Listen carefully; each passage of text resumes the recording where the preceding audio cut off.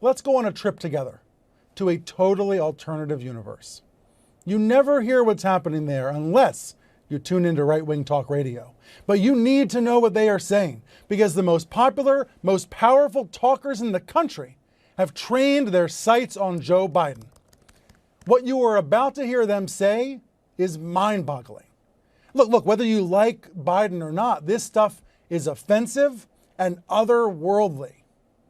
So let me set the stage for this before I play the clips. Keep in mind that news and talk radio is still really popular, even in the internet age. Guys like Rush Limbaugh and Sean Hannity can influence tens of millions of listeners. And as this HuffPost headline pointed out earlier this year, talk radio stars were shopping dangerous claims about the coronavirus. They were downplaying its severity. But nowadays, if you listen to those shows, you hardly hear about COVID at all. They have shifted to big-time Biden bashing instead. You know what this is? This is negative partisanship in action. So what's negative partisanship? Well, these researchers from Emory University define it as a pretty simple concept. They say in this article for Political Magazine that over the past few decades, American politics has become like a bitter sports rivalry in which the parties hang together mainly out of sheer hatred of the other team, rather than a shared sense of purpose. The researchers showed that partisans, meaning strong supporters of a specific party, have grown to dislike the opposing party, quote, more than they like their own party. So when the president, for example, says that Biden is against God, that's negative partisanship. It is so hateful.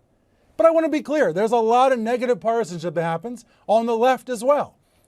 Disdain and nastiness directed at the right. This is happening in all directions, but it is especially extreme, especially vitriolic on the right, directed at Joe Biden and directed at other Democrats right now. We see it all the time on Fox News, a channel that often seems more anti-Democrat than pro-Trump, right? These shows are the pro-Trump media, but they have so much venom toward the Democrats, they use that to distract from Trump's failures. And some of the commentary on the radio is even worse. That's why this week our producing team listened to these right-wing radio shows, took them seriously, tried to get a sense of what they are saying about Biden, because they're barely talking about COVID anymore. They're all focused on Biden.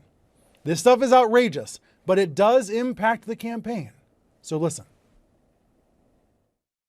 The contrast in knowledge of events and issues, mental acuity, the contrast between Trump and Biden is striking. It's why they're keeping Biden in the basement. I actually don't believe Joe Biden is working out of his house. I believe he's working out of a nursing home or an assisted living home because that's what he needs. The big problem for Joe Biden is that he is falling apart. He's just falling apart. He's not really running for the office.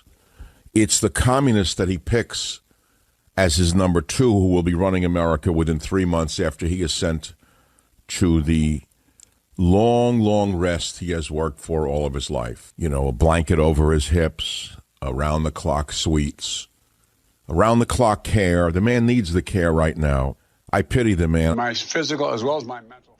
Every day, this is what's airing on the radio. There's Michael Savage saying, I pity the man. There's Mark Levin saying, I think Biden's in a nursing home. What the heck is going on these programs? Look at what Fox News saw on Saturday at Rehoboth Beach, Delaware. This is Joe Biden out there on a vigorous bike ride. Not wearing a helmet, but definitely wearing a mask, by the way.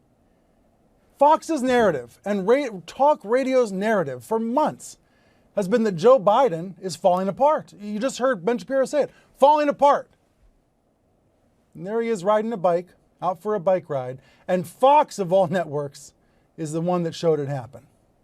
Look, we are going to see negative partisanship fuel the next 3 months, the last 3 months of this never-ending campaign. It is a key part of what is going on. It is a potion, an ugly potion that's only getting worse. Let's talk more about it with David Zerwick, the Baltimore Sun media critic. He is here with me, along with Columbia University scholar Nicole Hemmer. She's the author of Messengers of the Right, all about conservative media and American politics. And also with us is Aaron Haynes, editor-at-large for the 19th, the brand new website covering the intersection of gender and politics. Nicole, first to you. Negative partisanship, it kind of explains everything about what's broken in our media environment, because there's all of these media outlets, all these talk radio stars and TV shows that are just constantly attacking, fueling hatred of the other side. Am I right to say this happens on the left and the right, but that it's more severe on the right currently? Yes, I would say it's more severe on the right currently, in part because the right just has a longer tradition of these overtly ideological media outlets, right? There is this sort of habit of attacking Democrats that goes pretty far back. But if you look at like the 1990s and the way that Rush Limbaugh and others sort of sharpened their teeth on Bill Clinton, this has been the way they've built audiences for 3 decades now. Yeah, I don't want to claim it's new. I just am arguing that it's getting worse. It's getting more severe. Aaron, your view of this, when you see entire media companies essentially exist to tear down Joe Biden, is there an equivalent to that on the left tearing down Trump? There really isn't. And, what I would say, it's really a diet of this type of information that a lot of these voters are getting. A lot of the voters that I talk to, I can, when I interview them, I do hear them saying a lot of the talking points that sound very familiar from some of these shows, which I try to listen to when I'm out on the campaign trail or when I'm at home, watching TV. You can hear these comments being echoed by voters, and that this is the diet that they're on. AM radio, conservative talk, also social media. I mean, the Trump campaign is running a full-blown campaign on social media that is completely off the radar for a lot of regular media is not covering this. But I mean, you have folks, Laura Trump, Kimberly Guilfoyle, Katrina Pearson. The campaign is running, kind of a parallel campaign online. And if that's all they're getting, to the exclusion of kind of the more traditional legacy media, then it really is no surprise kind of what their understanding is of this country and of our politics. Such an important point, though. What the Trump campaign's doing on Facebook and on these web video series, they have a right-wing version of The View. They have these other shows that just constantly reinforce their talking points. It's an even safer space than Fox News that they created for the Trump campaign. David Zerwick, let's listen to some more of these radio comments, because I don't think that these crazy right-wing comments about Biden break through to the rest of the media often enough. Let's play some more of them and then talk about it. My physical as well as my mental fitness. At least get new dentures, for God's sakes. Joe Biden is just mentally inept. He can't string sentences together anymore. He sounds like a normal person after they've had a bunch of Ambien. An invalid. And that's what Joe Biden is. He's an invalid. I'm not here to claim Joe Biden's perfect. He screwed up a couple times in an interview with minority journalists from NABJ and NAHJ earlier this week. But I am here to say Joe Biden's not an invalid. Like, even Fox carries his speeches live. So is it, David, that they're just setting the bar so low that it's going to be easier for Joe Biden to climb over it? Brian, what's happening here is, this is interesting to me. We talked about the two parallels, social media and talk radio. And the interesting thing is, Trump's messaging machine is getting squeezed a little bit on social media. Tweets are being marked as warning. We've put attention on it. Facebook is taking stuff down. Twitter's taking stuff down. He's being watched in a way he wasn't in 2016. The irony is that we have a Federal Communications Commission that's supposed to monitor, supposed to watch talk radio, and yet they can get away with all of this on talk radio, not just because we in the mainstream media don't pay enough attention to it, and it's true, we don't, but it's because the regulators don't pay attention to it. It is so far out there now that it's frightening, and it wasn't always that way. Just as conservatism has been debased by Trump in the era of Trump, so has right-wing talk radio. There used to be legitimate conservatives on radio who were honorable men. We had one in Baltimore, maybe when you were here, named Ron Smith, who was beloved in Baltimore, which is a very liberal city.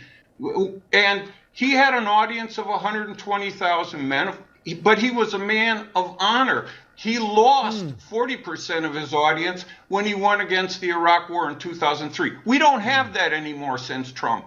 All we have are sycophants, and I think it's a key part that we have to watch in this 2020 campaign of his messaging machine, which is why I'm so glad this show is focused on it. Well, the Biden bashing is going to go on for 3 more months. Well, one more note about this, Nicole. To the extent that these talk show hosts do talk about the coronavirus, how would you describe the coverage of the coronavirus from right-wing talk radio? Is it mostly conspiracy theorizing? What is it? Yeah, so it's a couple of different things. First, it's this notion that the virus isn't as bad as people are saying that it is. And that very quickly leads into this idea that Democrats and the liberal media are conspiring together to make the virus look worse than it actually is so they can take your freedoms and seize power. And so that's sort of channeling the pandemic back into the normal flows of conservative talk radio, because that theme that Democrats and the media are working together to take away your freedoms is kind of the backbone of conservative talk radio. And so it's a kind of return to the main line of argument through the pandemic. So conspiracies, yes, but conspiracies led here.